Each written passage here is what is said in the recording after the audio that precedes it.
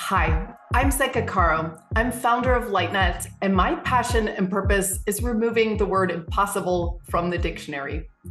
We are here today with Alan Steinfeld. He is a world-renowned author, speaker, and thought leader in consciousness and UFOlogy.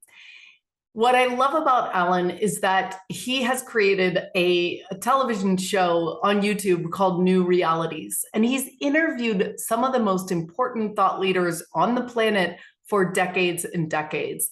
He started out in the 1980s in New York City in the hotbed of thought and creativity.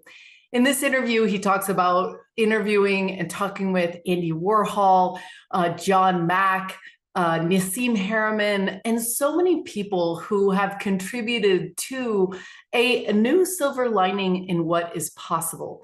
Here's his vision on not only where we've come in the last 100 years, but where we are headed. I think what excites me the most is to open people up to new perceptions, like to see the world a little differently than what their ordinary programming, cultural conditioning. We're so conditioned to see the world through this very small frame.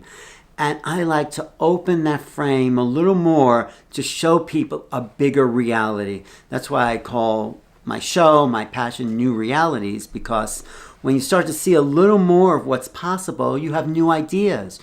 New things open up for people in their lives to create more magic, more of their passion, more of their expansion for other people. So that's my most exciting thing to do, is the ability to show people there's more to reality than what they thought.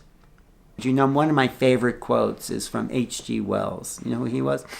He wrote The War of the Worlds, the first. But as he evolved, like through the 1920s and 30s, he predicted that everyone would be able to sit in their home at their leisure to look at a projector and examine any book and any document in exact replica.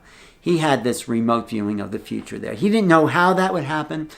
But another thing he said, I think around 1938, he says, someday people will pick up an old newspaper or article somewhere and think, was there ever such a world? Where there was violence and, all this awful stuff that's still happening, was there ever such a world? This is what the future, I hope, maybe not too far into the future, will say about, the horrors of the 20th century and what's coming to the 21st century. And, the history of human civilization has been marked by incredible achievements and awful destruction. So it's like, you have the Taj Mahal and the atom bomb, it's like that. You have Leonardo da Vinci and Hitler, these polarities of, and so I think if we come into balance somehow, where we're all creative geniuses, and I know that's possible because we all have access to the infinite unknown, we just have to allow it through this particular filter, then that will be the world that will be what it's supposed to have been when we incarnated here. It is supposed to be a world full of abundance, enough food, the promotion of your own creative individuality. That's like level playing field for how incarnation is supposed to be. And that's what I call when that can happen, I call that the flowering of humanity. When everyone's here to do their own creative passion and add to the collective process of making known the unknown, where art is the currency of the day, then we wake up to the ongoing creation of new realities where people are just amazed at the next song or music or this. And people are now, but they're also then, but if everyone was that way, adding to the potential that exists, then that will be a real flowering of the new humanity.